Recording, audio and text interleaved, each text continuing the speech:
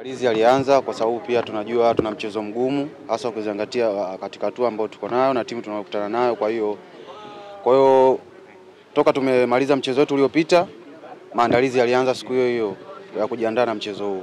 Kwa hiyo kila mchezaji ana hari kubwa ya kucheza kupata nafasi katika siku ya kesho, na kila mchezaji yuko sawa kuweza kupambana katika siku ya kesho kuweza kuipatia matokeo timu ya Simba.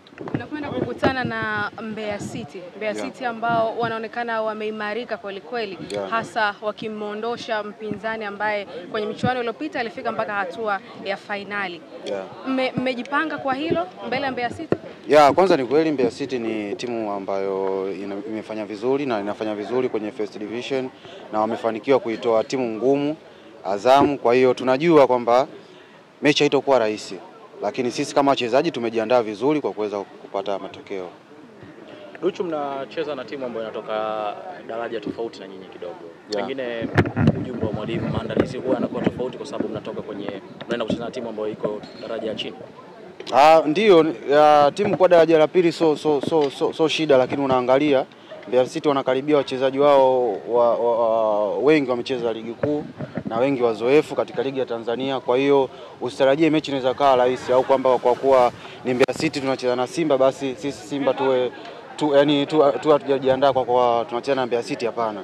Mbeya City ni timu kubwa na hata ukiangalia kwenye ligi yao wanafanya vizuri na hata kwenye ligi pia wanafanya vizuri, ndio maana wapo katika hatua hii.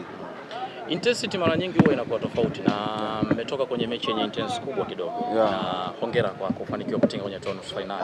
Na hapa mnasaka tena nafasi nyingine ya kwenda kwenye hatua nyingine ya mtoano. Mnakopi kile mlichokifanya kwenye michuano ile ya CAF mnakileta huku, ama kuna namna nyingine, ama ujumbe wa mwalimu pia ukoje? Kwanza mwalimu yeye ana mechi ndogo wala mechi kubwa.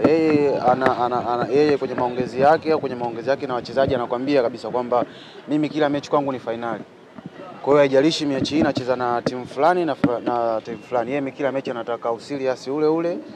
Maagizo anayokupa ufanye vile vile kama unafanya klabu bingwa au kwenye ligi ni kile. Kwa hiyo hakuna utofauti mkubwa, zaidi utofauti ni kufanya vizuri.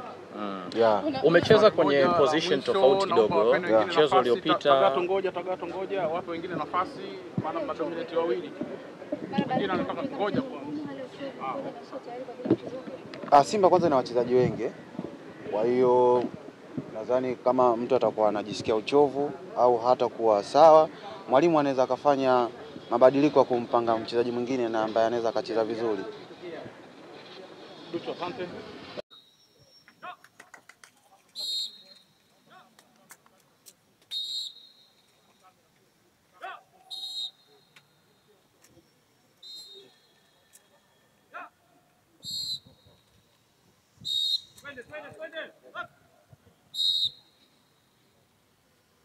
Wewe mwenye simu.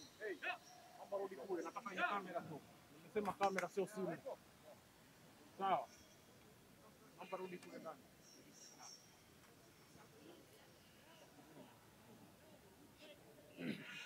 Kwamba twende upande huu hapo tunaona kuna kitu